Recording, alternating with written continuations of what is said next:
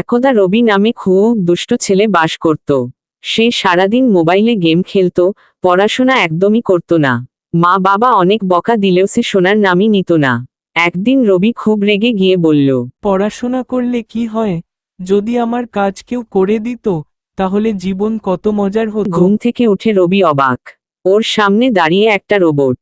Robot মিষ্টি হেসে বলল, আমি রোবট বাবু, তোমার সব কাজ আমিই করব। রবি তো খুশিতে লাফিয়ে উঠল।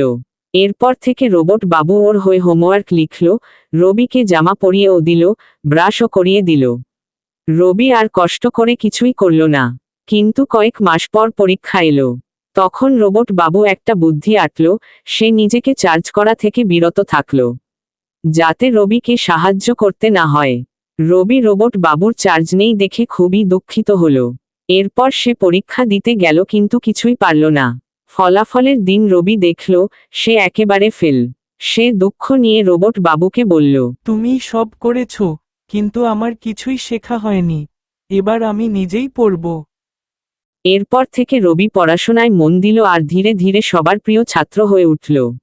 শিক্ষা, নিজের দায়িত্ব নিজেকেই নিতে হয়, নয়তো শেখা সম্ভব নয়।